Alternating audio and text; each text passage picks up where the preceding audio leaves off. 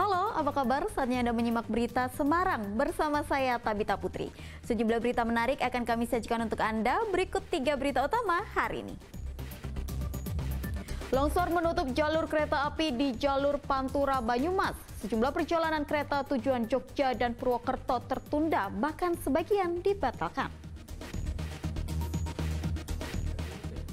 Pasar sembako murah di Pasar Pagi Kota Tegal sepi peminat, padahal harga sembako jauh lebih murah. Mantan Ketua KPK Busro Mukodas desak aparat hukum usut keterlibatan Presiden Joko Widodo karena mengintervensi kasus korupsi KTP elektronik dengan tersangka Setia Novanto.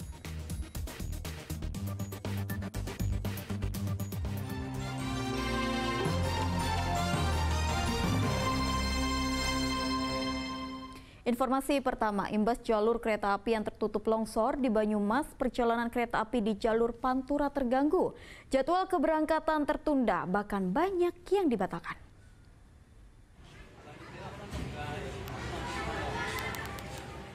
Calon penumpang kereta api tujuan Yogyakarta dan Purwokerto terlantar di stasiun Kota Tegal.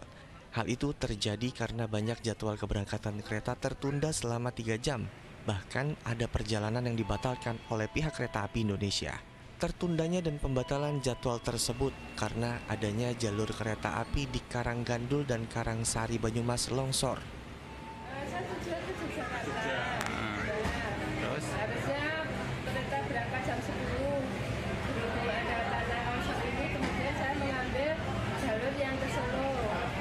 Tapi keberangkatan jam 12. Ya, 12 ya. Kalau tiketnya gimana? Sudah dibeli gimana, Bu? Sudah, tiketnya sudah dibeli dan yang ke Yogyakarta langsung berangkat. Oh, dibatalkan? Ya. Ada penggantian apa otomatis dibatalkan, Bu? Langsung diganti. Dari pihak stasiun ya?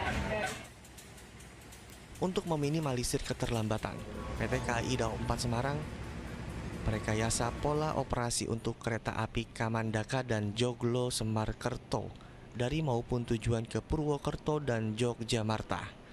PT KAI Daob 4 juga memutar perjalanan 9 kereta api dari jalur selatan ke jalur Pantura.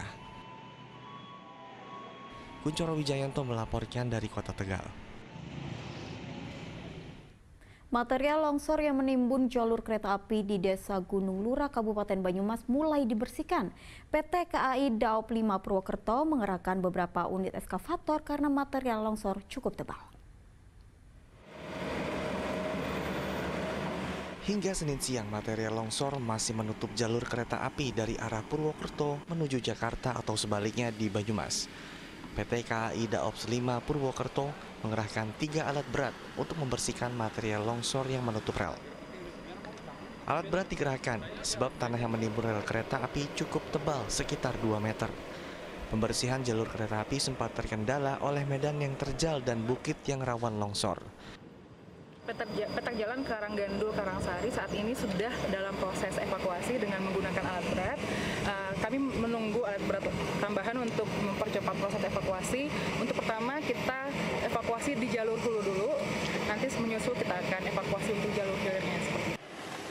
Hingga Senin sore jalur ganda kereta api tujuan Jakarta masih ditutup. Imbas peristiwa ini, sebanyak 16 perjalanan kereta api dialihkan ke jalur lain melalui Bandung dan Semarang. Mardianto melaporkan dari Banyumas. Sebuah bangunan perpustakaan sekolah dasar di Kabupaten Tegal tiba-tiba ambruk. Beruntung tidak ada korban jiwa karena kejadian berlangsung di luar jam sekolah.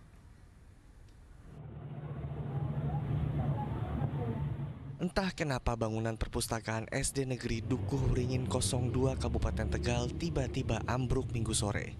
Peristiwa ini sempat membuat warga kaget karena terdengar suara cukup keras. Beruntung tidak jatuh korban karena musibah terjadi di luar jam sekolah. Diduga kuat bangunan ambruk karena termakan usia. Bangunan perpustakaan ini sudah berusia 13 tahun. Kondisi tembok dan atap juga sudah mulai rapuh. Apalagi sepanjang hari Jumat, kawasan ini diguyur hujan lebat. Intensitas hujan yang mungkin turun saat-saat sekarang ini berakibat pada runtuhnya bangunan perpustakaan. Dan sementara Efek pasca runtuhnya gedung perpustakaan, di dekat bangunan perpustakaan ada ruang kepala sekolah dan 2 ruang untuk siswa kelas 1 dan kelas 3. Untuk sementara kami alihkan ke sebelah barat karena kondisi bangunan mengkhawatirkan pasca terjadinya runtuhan perpustakaan. Selain itu, 2 ruang kelas, ruang guru dan ruang kepala sekolah juga rawan ambruk karena kondisi mulai rusak. Atap-atap ruangan banyak yang jebol dan miring sehingga sewaktu-waktu bisa ambruk. Para guru dan siswa berharap dinas terkait segera mengalokasikan anggaran perbaikan dan rehabilitasi sekolah. Kuncoro Wijayanto melaporkan dari Kabupaten Tegal. Hujan deras menyebabkan sungai di Desa Kramat Penawangan Grobogan meluap. Akibatnya banjir merendam ruas jalan, permukiman warga, dan persawahan.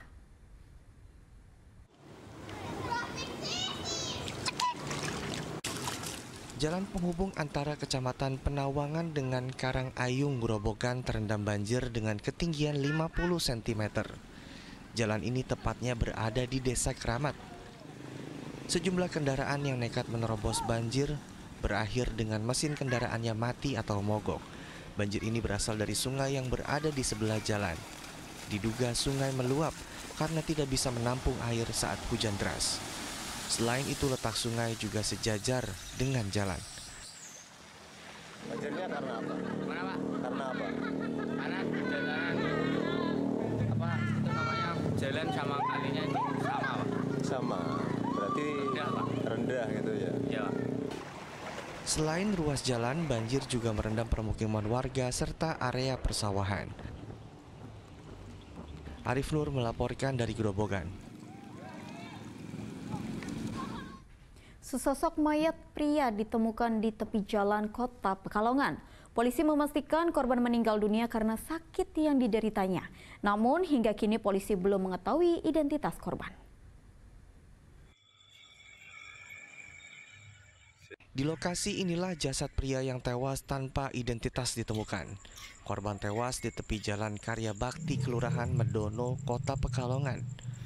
Polisi memastikan korban meninggal dunia akibat sakit yang dideritanya.